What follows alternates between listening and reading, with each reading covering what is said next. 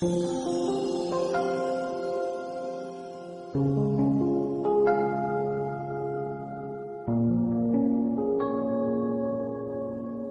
18th, 2016, Monday of the second week in Ordinary Time. A reading from the first book of Samuel. Samuel said to Saul, "Stop, let me tell you what the Lord said to me last night." Saul replied, "Speak." Samuel then said, "Though little in your own esteem, are you not leader of the tribes of Israel? The Lord anointed you king of Israel and sent you on a mission, saying, 'Go and put the sinful Amalekites under a ban of destruction. Fight against them until you have exterminated them.' Why then have you disobeyed the Lord?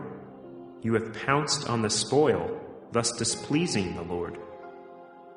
Saul answered Samuel, "I did indeed obey the Lord and fulfill the mission on which the Lord sent me. I have brought back Agag, and I have destroyed Amalek under the ban. But from the spoil the men took sheep and oxen, the best of what had been banned, to sacrifice to the Lord their God in Gilgal." But Samuel said, "Does the Lord so delight in burnt offerings and sacrifices as in obedience to the command of the Lord? Obedience is better than sacrifice, and submission than the fat of rams. For a sin like divination is rebellion, and presumption is the crime of idolatry. Because you have rejected the command of the Lord, he too has rejected you as ruler." The word of the Lord. The responsorial psalm. The response is, "To the upright I will show the saving power of God." Not for your sacrifices do I rebuke you, for your burnt offerings are before me always. I take from your house no bullock, no goats out of your fold. To the upright I will show the saving power of God.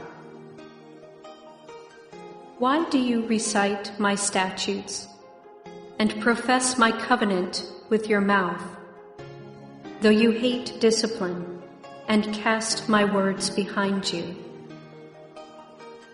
To the upright I will show the saving power of God. When you do these things, shall I be deaf to it? Or do you think that I am like yourself? I will correct you by drawing them up before your eyes.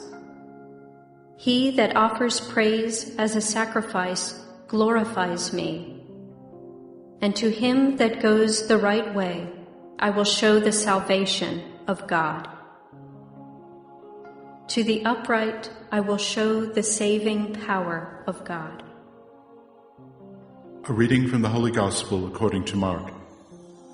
The disciples of John and of the Pharisees were accustomed to fast. People came to Jesus and objected, "Why do the disciples of John and the disciples of the Pharisees fast, but your disciples do not fast?" Jesus answered them, "Can the wedding guests fast while the bridegroom is with them? As long as they have the bridegroom with them, they cannot fast. But the days will come when the bridegroom is taken away from them, and then they will fast on that day. No one sews a piece of unshrunken cloth on an old cloak. If he does, its fullness pulls away, the new from the old, and the tear gets worse. Likewise, no one pours new wine into old wineskins. Otherwise, the wine will burst the skins, and both the wine and the skins are ruined. Rather, new wine is poured into fresh wineskins." The Gospel of the Lord.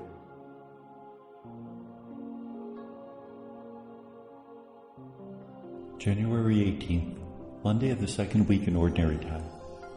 The first reading comes from 1 Samuel 15, 16 to 23. Samuel is confronting Saul and accusing him of not being faithful to what the Lord has ordered him to do. Saul had gone out with his army in battle against Amalek, and he was supposed to put them under the ban. Put him under the ban means to kill everybody, from the youngest to the oldest, and even killed the animals. What has Saul done? He's taken the king and brought him back, possibly for a ransom, and also his men have taken things that should have been killed under the ban to offer as a sacrifice to the Lord. Samuel sees through this and says, that's not right. You were ordered to do something. Obedience is more important than all the sacrifices you can offer. You should have done it. Because you didn't do it, then you are going to be rejected by the Lord. Now there are 2 episodes in which Samuel proclaims the rejection of the Lord against Saul. And it's very odd because it's 2 little things, and there even could be a reasonable defense for why Saul did these things. Nevertheless, God puts him on his list, his no-no list. Whereas David does many more serious things, and he's forgiven by God. Why this different treatment? This is a theological reflection that's going on within Israel. Why is it that one person gets treated one way and the other person gets treated another? God loves everybody, but he loves us in a different way. Parents know that when they think of how they treat their children. One child needs more attention, one child needs hands off, etc. God does the same with us. And our response has to be acceptance of the way that God treats us. Not jealousy at the fact that the other people seem to be walking in clover while we get all the dirty jobs. We have to accept the way God is treating us and embrace it. That is not easy because so often we feel as if we're being cheated. So often we see other people who get away with murder. It's none of our business. We have to trust in the way God is treating us. Remember, this is the ultimate sin of Cain and Abel. Cain could not accept the fact that Abel's sacrifice was accepted while his was not. And it doesn't say that Abel offered a better sacrifice. It's simply that his sacrifice was accepted. The sin of Cain was not what he offered. The sin of Cain was that he was jealous, and he killed his brother because of that jealousy. One of the greatest lessons in the spiritual life is surrender to God's will, and that is never easy. But as we do it more and more, we find a great peace, because we're no longer filled with resentment. We're no longer thinking of what could be, but rather celebrating what is. The Gospel is from Mark 2:18-22. People come to Jesus and ask why the disciples of John and the Pharisees fast when his disciples don't. In his response, you can't fast while the bridegroom's with you. He considers himself to be the bridegroom. The disciples can't fast because he's there, but when he'll be gone, then they can fast. This gives one of the spiritual theological reasons for fasting. It's a ritual act to mourn the death of our beloved. That's why we fast on Ash Wednesday. That's why we fast on Good Friday.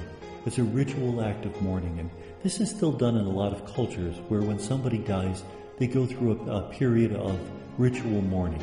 The Jewish people, they cover their mirrors, they don't put on makeup for that period of mourning. This is what we do when we fast. Now there's other reasons for fasting too, to teach us discipline, to learn how to say no to certain things, to put food in its proper perspective, to be in solidarity with those who don't have enough to eat. But Jesus is giving us an alternate answer, which could also be understood. And then he has 2 sayings. You don't mix unshrunken cloth with an old cloak. You don't put new wine in old wineskins. Technically, these sayings have nothing to do with fasting. It's possible that these were 2 unconnected sayings that Mark didn't know when Jesus said, and he puts them in this place because at weddings you wear new clothes, you drink wine. And he's simply tacking this on. It's the idea of not mixing the old with the new. And that was very common in Jewish teaching. You don't mix things. You don't plant 2 crops in the same field. You don't mix 2 types of cloth in the same garment. It probably dates back to the idea of not mixing with the pagans, that they should remain separate, a holy people dedicated to the Lord. And may God bless us.